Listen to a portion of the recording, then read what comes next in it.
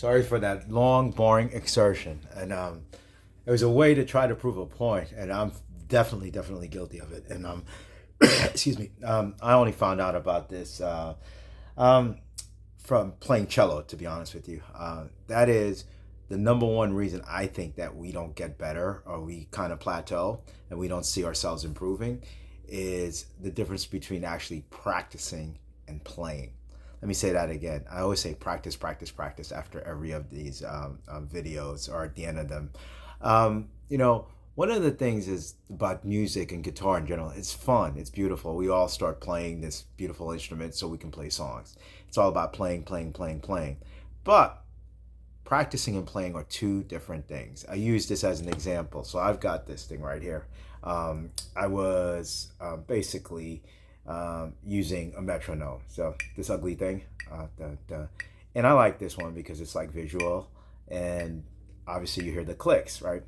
The point about differentiating practicing from actual playing is that playing is fun. And if you keep playing the same thing over and over again, that's okay, as long as you're improving playing the same things over and over again. And I don't think you really know what practice is all about until you have a good teacher of sorts. I'm self-taught, and I always thought, oh, I'm better than some people who I know went to school, who did all this other stuff. Sometimes it's natural gifted, or I don't know, I just work harder and all that. So there's something to be said about a good tutelage of some sort and stuff like that, because I've learned how to practice as opposed to just mindlessly meander around the guitar and play. So for starters, I'm not so sure that practice should be fun, quite frankly. And by that, I mean, you should be learning something. The process of learning, it's fun at the end when you actually know it, but it's very difficult. Okay, it's like when I get in the pool, when I learn to swim, and you learn the pull, the catch, the glide, and all this other stuff, and how to just be more buoyant and streamlined.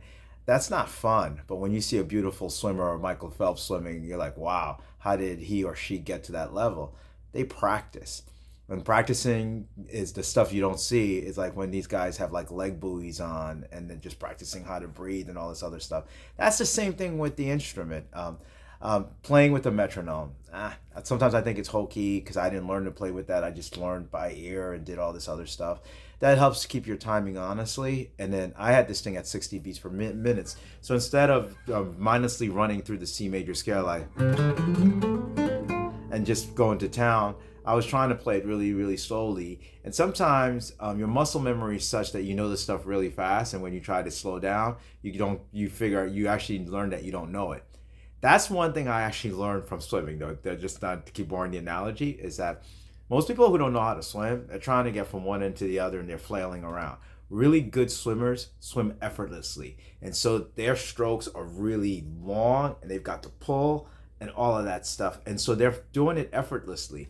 So learning to play slowly is as important, if not more important, than what I did at the beginning, which I think I played a little bit faster and stuff. So, so really, I think I don't know what you want to term it, inefficient practice or not practicing at all, really. Somebody thinks that some people think that if they said, oh man, I played the guitar for 3 hours. Well, you played the guitar for 3 hours and you're going to get better. Don't get me wrong. Just noodling around and sitting on the couch. I do that all the time and I'm always going to continue to do that. But from playing the cello, I just set a timer for 20 minutes to 30 minutes at a time. And it's almost like work, okay? And I take the book out, I put it there, I'm looking at the notes, and I'm going to town on the bow. And I'm really concentrating, learning where the notes are, worried about timing, worried about intonation and things of that nature. I started to apply some of that stuff and went back to basics with guitar. So even a C major 7,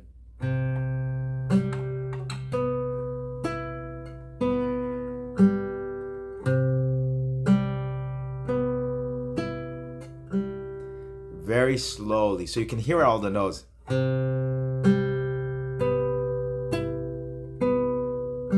And you can do this with a pick. It doesn't matter what your style is. I like using acoustic guitar sometimes because it just forces me to get my tone right and then just work at it. So yeah, just take a look at your playing right now. Are you practicing or are you just playing? Okay, I guarantee you, if you're just playing, you're not getting as good as you as you can get. I just know it for a fact.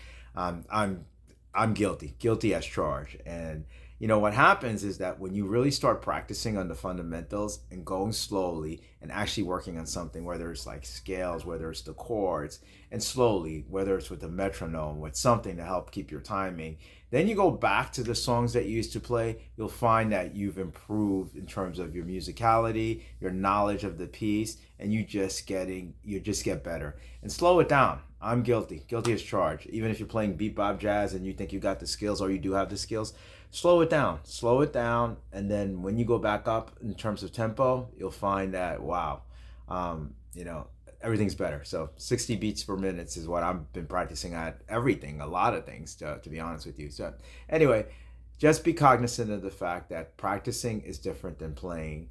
Don't set unrealistic goals when you decide to try to do a practice plan. I would say keep it to 15 minutes to 30 minutes, but keep it practice, not playing. There's a tendency to start doing this with the scales, and then all of a sudden you break into a song. No, that's not that. Reward yourself at the end of the practice by going through your repertoire or trying to work on some new music and things of that nature. Don't start off the practice with the pieces. If you want to do the timer for 3 minutes, that's what I do. And I noodle for 3 minutes. Then I stop. Then I open the book and start playing something slowly and actually practicing and working on technique. Technique will improve everything else that you do thereafter. All right, then. Sorry for the long video. Again, I don't edit stuff, so I apologize if you got through this far. Hope you got something out of it. And practice, but also play, but practice. All right, then. Thank you for watching. Bye now.